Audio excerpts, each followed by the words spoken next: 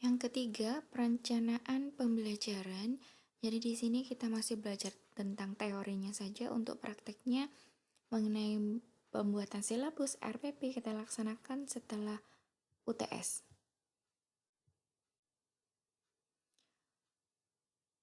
Desain pembelajaran, perencanaan pembelajaran dirancang dalam bentuk silabus dan RPP yang mengacu pada standar isi. Perencanaan pembelajaran meliputi penyusunan rencana pelaksanaan pembelajaran dan penyiapan media dan sumber belajar, perangkat penilaian pembelajaran, dan skenario pembelajaran. Yang pertama, silabus. Silabus merupakan acuan penyusunan kerangka pembelajaran untuk setiap bahan kajian mata pelajaran. Silabus digunakan sebagai acuan dalam pengembangan rencana pelaksanaan pembelajaran. Jadi sebelum membuat RPP, kita harus membuat silabus terlebih dahulu. Silabus ini nanti kita jadikan acuan dalam membuat RPP. Silabus memuat A. Identitas mata pelajaran. Ini untuk SMP dan SMA. B. Identitas sekolah meliputi nama satuan pendidikan dan kelas. C. Kompetensi inti merupakan gambaran secara kategorial mengenai kompetensi dalam aspek sikap, pengetahuan, dan keterampilan yang harus dipelajari peserta didik untuk suatu jenjang sekolah, kelas, dan mata pelajaran. Jadi nanti ada kompetensi intinya ada 4, KI1, KI2, KI3, KI4. KI1 tentang sikap spiritual, KI2 tentang sikap sosial, KI3 pengetahuan, KI4 tentang keterampilan. D. Kompetensi dasar merupakan kemampuan spesifik yang mencakup sikap, pengetahuan, dan keterampilan yang terkait muatan atau mata pelajaran. E. Tema ini untuk SD karena pembelajarannya dengan tematik. F. Materi pokok memuat fakta, konsep, prinsip, dan prosedur yang relevan dan ditulis dalam bentuk butir-butir sesuai dengan rumusan indikator pencapaian kompetensi. Jadi nanti membuat indikator menggunakan kata kerja operasional taksonomi Bloom dan membuat indikatornya berdasarkan kompetensi dasar. G. Pembelajaran yaitu kegiatan yang dilakukan oleh peserta didik dan pendidik untuk mencapai kompetensi yang diharapkan. Jadi pembelajaran nanti bagaimana, menggunakan model apa, metodenya bagaimana, pendekatannya apa. H. Penilaian merupakan proses pengumpulan dan pengolahan informasi untuk menentukan pencapaian hasil belajar peserta didik. Di penilaiannya nanti bentuknya apa? Penilaian formatif, penilaian portofolio, menggunakan tes, atau penilaian yang lainnya. I. Alokasi waktu sesuai dengan jumlah jam pelajaran dalam struktur kurikulum untuk satu semester atau 1 tahun. Yang C. Sumber belajar dapat berupa buku, media cetak, dan elektronik, alam sekitar, dan sumber belajar lain yang relevan. Nanti dicantumkan di situ bukunya apa, menggunakan sumber apa, alam atau sumber buku dari internet, dan sumber-sumber yang lainnya. Yang kedua, rencana pelaksanaan pembelajaran atau RPP. Rencana pelaksanaan pembelajaran RPP adalah rencana kegiatan pembelajaran tatap muka untuk satu pertemuan atau lebih. Jadi RPP itu kita bisa membuat RPP satu pertemuan saja atau dari satu RPP itu kita membuat beberapa pertemuan, lebih dari satu pertemuan. RPP dikembangkan dari silabus untuk mengarahkan kegiatan pembelajaran peserta didik dalam upaya mencapai kompetensi dasar. Nanti dalam prakteknya setiap mahasiswa mendapatkan satu kompetensi dasar dan harus dikembangkan menjadi RPP. Komponen RPP: A. Identitas sekolah yaitu nama satuan pendidikan. B. Identitas mata pelajaran atau tema atau subtema. C. Kelas atau semester yang di materi pokok. E. Alokasi waktu ditentukan sesuai dengan keperluan untuk pencapaian KD dan beban belajar dengan mempertimbangkan jumlah jam pelajaran yang tersedia dalam silabus dan KD yang harus dicapai. Jadi untuk setiap KD bisa berbeda alokasi waktunya tergantung dari pencapaian KD-nya. Ada satu KD misalkan bisa 1 pertemuan atau 2 pertemuan selesai, ada yang sampai 4 pertemuan baru selesai. Yang F, tujuan pembelajaran yang dirumuskan berdasarkan KD dengan menggunakan kata kerja operasional yang dapat diamati dan diukur yang mencakup sikap, pengetahuan, dan keterampilan. Dari kompetensi dasar membuat indikator menjadi tujuan pembelajaran dengan kata kerja operasional. Kata kerja operasional ini dari C1, C2, C3, C4, C5, sampai C6. Dari mengingat, memahami, mengaplikasikan, menganalisis, mengevaluasi, dan mencipta. G, kompetensi dasar dan indikator pencapaian kompetensi. Jadi dari kompetensi dasar nanti membuat indikator. Untuk membuat indikator sudah pernah kita pelajari di mata kuliah strategi belajar mengajar fisika. Yang H, materi pembelajaran memuat fakta, konsep, prinsip, dan prosedur yang relevan dan ditulis dalam bentuk butir-butir sesuai dengan rumusan indikator ketercapaian kompetensi. Jadi dalam membuat materi pembelajaran harus berdasarkan butir-butir rumusan indikator. Misalkan indikatornya adalah menjelaskan pengertian dari gerak lurus. Maka materi pembelajarannya adalah gerak lurus adalah merumuskan gerak lurus berubah peraturan.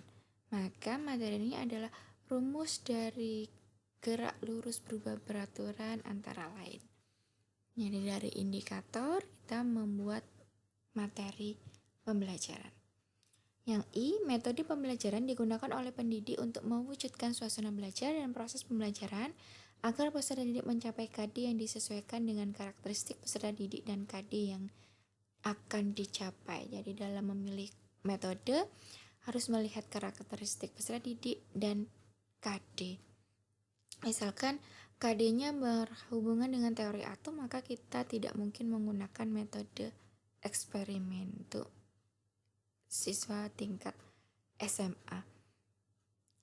Jadi yang di poin I ini kita menuliskan model pembelajaran yang digunakan apa, metodenya apa, pendekatannya apa. Yang C, media pembelajaran berupa alat bantu proses pembelajaran untuk menyampaikan materi pelajaran. Jadi medianya bisa berupa media nyata seperti alat-alat praktikum atau media virtual seperti simulasi. K, sumber belajar dapat berupa buku, media cetak dan elektronik, alam sekitar, dan sumber belajar lain yang relevan. Yang L, langkah-langkah pembelajaran dilakukan melalui tahap pendahuluan, inti, dan penutup. Jadi nanti kita menggunakan model, misalkan model problem based learning, maka dalam langkah-langkah pembelajaran ini harus mencerminkan langkah-langkah model pembelajaran problem based learning atau pembelajaran berbasis masalah. Yang M, penilaian hasil pembelajaran. Penilaian hasil pembelajaran ini mencakup pengetahuan, keterampilan, dan sikap. Bagaimana penilaian ini bisa menilai hasil dari pengetahuan, sikap, dan keterampilan. Kalau dalam Permendikbud nomor 22 tahun 2016 dalam standar proses terdapat 13 komponen yang sudah disebutkan tadi. Dalam membuat RPP terdapat 13 komponen. Namun untuk surat edaran nomor 14 tahun 2019 terdapat penyederhanaan rencana pelaksanaan pembelajaran. Jadi yang dari semula 13 komponen hanya menjadi 3 komponen. Untuk penyusunan RPP dilakukan dengan prinsip efisien, efektif, dan berorientasi pada peserta didik. Yang kedua, komponen inti dalam RPP adalah tujuan pembelajaran, langkah-langkah kegiatan pembelajaran, dan penilaian pembelajaran atau asesmen yang wajib dilaksanakan oleh guru, sedangkan komponen lainnya bersifat pelengkap. Jadi hanya ada 3 komponen inti. Ada tujuan pembelajarannya apa, langkah-langkah kegiatannya bagaimana, dan penilaiannya apa. Jadi dalam RPP 3 komponen ini biasanya dikatakan sebagai RPP 1 lembar.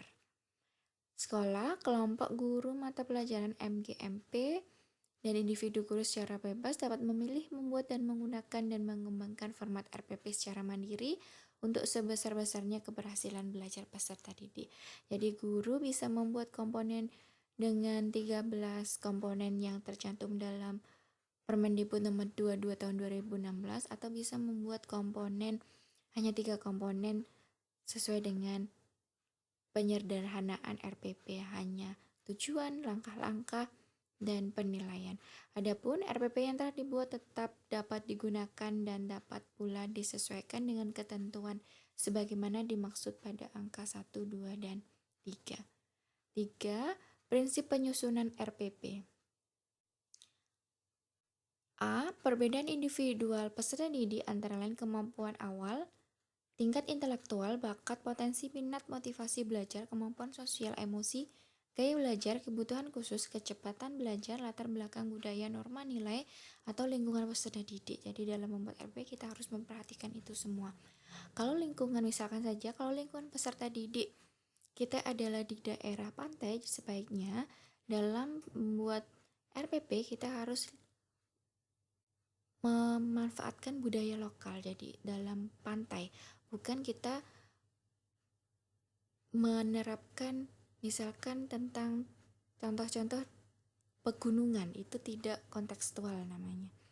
Misalkan lagi, sebagian besar gaya belajar peserta didik adalah audiovisual, maka guru harus memfasilitasi gaya belajar audio visual agar bisa mencapai tujuan pembelajaran dengan baik. Yang B, partisipasi aktif peserta didik. Jadi RPP itu harus membuat pembelajaran menjadi aktif, bukan pasif. C. Berpusat pada peserta didik untuk mendorong semangat belajar, motivasi, minat, kreativitas, inisiatif, inspiratif, inovasi, dan kemandirian. Jadi untuk pembelajaran harus berpusat pada peserta didik, bukan berpusat pada guru. Student center, bukan teacher center. Yang D. Pengembangan budaya membaca dan menulis yang dirancang untuk mengembangkan kegemaran membaca, pemahaman beragam bacaan, dan berekspresi dalam berbagai bentuk tulisan. Jadi lebih ke literasi. E. Pemberian umpan balik dan tindak lanjut RPP memuat rancangan program pemberian umpan balik positif, penguatan, pengayaan, dan remedi. Jadi dalam pembelajaran kita perlu memberikan umpan balik atau feedback kepada peserta didik. Tentunya umpan balik itu harus umpan balik yang positif agar siswa termotivasi untuk belajar lebih baik lagi. Penguatan ini setelah siswa belajar kita harus memberikan penguatan terhadap materi agar pengetahuan yang diperoleh siswa lebih mantap, atau jika siswa mengalami miskonsepsi maka miskonsepsi itu bisa hilang. Pengayaan ini biasanya untuk siswa-siswa yang berkemampuan lebih. Misalkan dari 80% siswa tidak lulus KKM, 20 siswa lulus KKM, maka untuk yang 80% ini dilakukan remedi, sedangkan untuk yang 20% dilakukan pengayaan dengan memberikan soal-soal yang lebih dari sebelumnya. F. Penekanan pada keterpaduan antara KD, materi pembelajaran, kegiatan pembelajaran, indikator pencapaian kompetensi, penilaian, dan sumber belajar, dan satu keutuhan pengalaman belajar. Jadi harus ada keterkaitan antara KD, materi, kegiatan, indikator, penilaian, dan sumber belajarnya.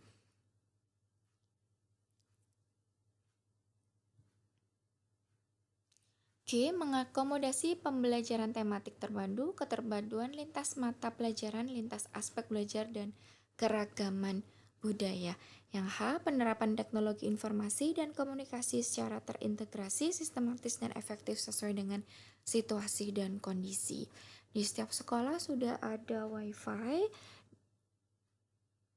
untuk pembelajaran di sekolah sehingga bisa menggunakan sumber-sumber internet, teknologi informasi dalam mencari sumber-sumber belajar. Kalau sekarang di masa pandemi ini sudah ada kuota dari pemerintah di mana dengan kuota itu siswa bisa belajar dengan memanfaatkan teknologi informasi dan komunikasi dalam mendukung proses pembelajaran berjalan dengan baik. Yang keempat, pelaksanaan pembelajaran. A. Persyaratan pelaksanaan proses pembelajaran. Alokasi waktu jam tatap muka pembelajaran untuk SMA adalah 45 menit. Kalau untuk SMP 40, SD adalah 35 menit. Jumlah rombongan belajar SMA 3-36 peserta didik, maksimal berarti 36 peserta didik. Ini yang idealnya.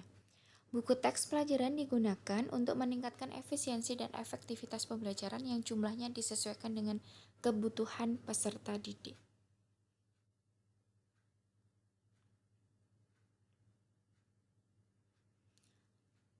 Pengelolaan kelas dan laboratorium, guru wajib menjadi teladan yang baik bagi peserta didik dalam menghayati dan mengamalkan ajaran agama yang dianutnya serta mewujudkan kerukunan dalam kehidupan bersama.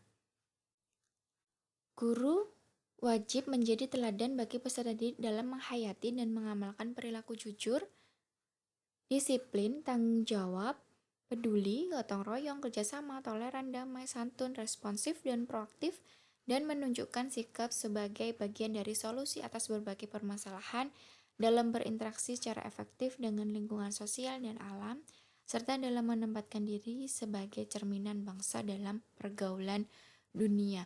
Untuk aspek-aspek ini tentunya dikembangkan dalam aspek sikap sosial. Kalau untuk yang A tadi lebih ke sikap spiritual. Guru menyesuaikan pengaturan tempat duduk peserta didik dan sumber daya lain sesuai dengan tujuan dan karakteristik proses pembelajaran. D. Volume dan intonasi suara guru dalam proses pembelajaran harus dapat didengar dengan baik oleh peserta didik. Jadi kalau berbicara harus peserta didik yang duduk di belakang harus terdengar suara guru. Yang E. Guru wajib menggunakan kata-kata santun, lugas, dan mudah dimengerti oleh peserta didik. Jadi sebaiknya menggunakan bahasa Indonesia dengan baik dan benar. F. Guru menyesuaikan materi pelajaran dengan kecepatan dan kemampuan belajar peserta didik. Jadi dalam mempelajari materi, kita harus memperhatikan kecepatan. Kalau siswanya tidak bisa belajar dengan cepat, maka guru bisa belajar dengan pelan-pelan saja. Jadi tergantung dari kecepatan dan kemampuan peserta didik. Guru tidak boleh memaksakan sesuai dengan kecepatan guru. Yang G, guru menciptakan ketertiban, kedisiplinan, kenyamanan, dan keselamatan dalam penyelenggaraan proses pembelajaran. Untuk keselamatan ini perlu sekali, apalagi berkaitan dengan kegiatan laboratorium atau praktikum. H. Guru memberikan penguatan dan umpan balik terhadap respon dan hasil belajar peserta didik selama proses pembelajaran berlangsung. Ini penting adanya penguatan, reinforcement, dan umpan balik terhadap siswa agar siswa bisa mengetahui kekurangannya, apa yang dikerjakan itu bagaimana dengan adanya umpan balik atau feedback. Untuk penguatannya, untuk menguatkan pengetahuan yang sudah diperoleh siswa. I. Guru mendorong dan menghargai peserta didik untuk bertanya dan mengungkapkan pendapat. Jadi, guru perlu mendorong siswa untuk bertanya. Guru perlu memotivasi agar siswa berani untuk bertanya. Jika ada siswa yang bertanya, guru tidak boleh memarahi atau menyalahkan pertanyaannya. Dan guru perlu menekankan bahwa tidak ada pendapat yang salah, tidak ada pertanyaan yang salah, sehingga siswa bisa termotivasi untuk mengemukakan pendapat. Yang C, guru berpakaian sopan, bersih, dan rapi. Yang K, pada tiap awal semester guru menjelaskan kepada peserta didik silabus mata pelajaran. Yang L, guru memulai dan mengakhiri proses pembelajaran sesuai dengan waktu yang dijadwalkan. Jadi guru tidak boleh telat dalam memulai dan mengakhiri proses pembelajaran. B. Pelaksanaan pembelajaran. Pelaksanaan pembelajaran merupakan implementasi dari RPP meliputi kegiatan pendahuluan, inti, dan penutup. Tentunya dalam pelaksanaannya menerapkan model-model pembelajaran, pendekatan, dan metode pembelajaran. Guru wajib dalam kegiatan pendahuluan menyiapkan peserta didik secara psikis dan fisik untuk mengikuti proses pembelajaran. Dalam menyiapkan ini perlu memberikan motivasi siswa untuk siap belajar. Memberikan motivasi belajar peserta didik secara kontekstual sesuai dengan manfaat dan aplikasi materi ajar dalam kehidupan sehari-hari. Dengan memberikan contoh dan perbandingan lokal, nasional, dan internasional setelah disesuaikan dengan karakteristik dan jenjang peserta didik. Jadi motivasinya disesuaikan antara siswa SD, SMP, dan SMA, disesuaikan juga dengan kehidupan sehari-hari siswa. Yang C, mengajukan pertanyaan-pertanyaan yang mengaitkan pengetahuan sebelumnya dengan materi yang akan dipelajari. Maksudnya di sini adalah dengan adanya pertanyaan-pertanyaan itu nantinya guru akan mendapatkan pengetahuan awal dari siswa. Yang nantinya pengetahuan awal itu bisa digunakan dalam proses pembelajaran yang selanjutnya. D, menjelaskan tujuan pembelajaran atau kompetensi dasar yang akan dicapai. Ini sangat penting dalam kegiatan pendahuluan untuk menjelaskan tujuan pembelajaran. Jadi tujuan pembelajaran kita belajar hari ini itu apa? Sehingga nanti siswa tahu tujuan setelah belajarnya apa. Misalkan setelah melakukan kegiatan diskusi, siswa dapat menjelaskan pengertian dari gerak lurus. Yang E, menyampaikan cakupan materi dan penjelasan uraian kegiatan sesuai silabus. Misalkan hari ini kita mempelajari tentang materi fluida statis.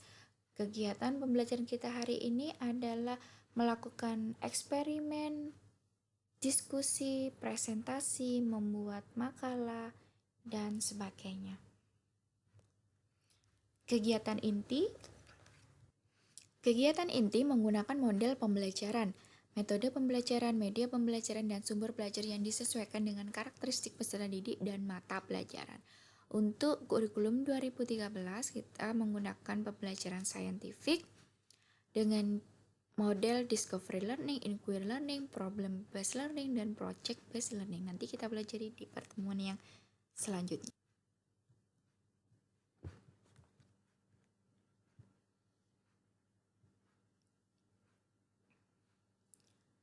Pemilihan pendekatan tematik dan atau tematik terpadu dan atau saintifik atau inquiry dan penyingkapan discovery dan atau pembelajaran yang menghasilkan karya berbasis pemecahan masalah, project based learning disesuaikan dengan karakteristik kompetensi dan jenjang pendidikan.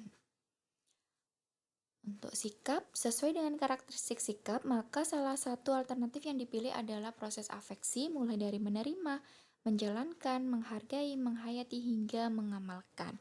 Ini untuk degradasi dari sikap. Seluruh aktivitas pembelajaran berorientasi pada tahapan kompetensi yang mendorong peserta didik untuk melakukan aktivitas tersebut dari menerima sampai mengamalkan.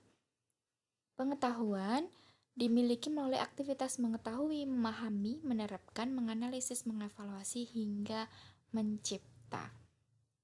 Jadi dari remember sampai create. Untuk memperkuat pendekatan saintifik, tematik terpadu, dan tematik sangat disarankan untuk menerapkan pembelajaran berbasis penyingkapan atau penelitian, discovery atau inquiry learning. Jadi lebih ke berbasis proses untuk mendorong peserta didik menghasilkan karya kreatif dan kontekstual baik individual maupun kelompok. Disarankan yang menghasilkan karya berbasis pemecahan masalah, project based learning. Untuk keterampilan diperoleh melalui kegiatan mengamati, menanya, mencoba, menalar, menyaji, dan mencipta.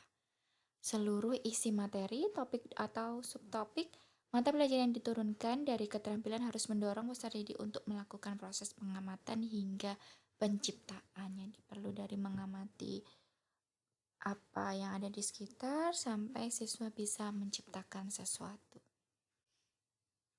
Untuk keterampilan, untuk mewujudkan keterampilan tersebut perlu melakukan pembelajaran yang menerapkan modus belajar berbasis penyingkapan atau penelitian, discovery atau inquiry learning, dan pembelajaran yang menghasilkan karya berbasis pemecahan masalah, project based learning. Untuk pembelajaran ini sudah kita bahas di mata kuliah strategi belajar mengajar fisika, namun di pertemuan selanjutnya tetap akan kita bahas lagi. Untuk kegiatan penutup, guru bersama peserta didik baik secara individual maupun kelompok melakukan refleksi untuk mengevaluasi seluruh rangkaian aktivitas pembelajaran dan hasil-hasil yang diperoleh, untuk selanjutnya secara bersama menemukan manfaat langsung maupun tidak langsung dari hasil pembelajaran yang telah berlangsung. Yang B, memberikan umpan balik terhadap proses dan hasil pembelajaran. Jadi misalkan setelah guru memberikan kuis di akhir pembelajaran, maka guru perlu memberikan umpan balik tentang hasil dari kuis tadi, karena kuis tadi itu bisa mencerminkan hasil belajar peserta didik, bisa mencerminkan apa yang telah dipahami peserta didik terhadap materi yang sudah dipelajari. Yang C, melakukan kegiatan tindak lanjut dalam bentuk pemberian tugas, baik tugas individual maupun kelompok. Yang D, menginformasikan rencana kegiatan pembelajaran untuk pertemuan berikutnya. Yang 5, penilaian proses dan hasil pembelajaran kita bahas di next video.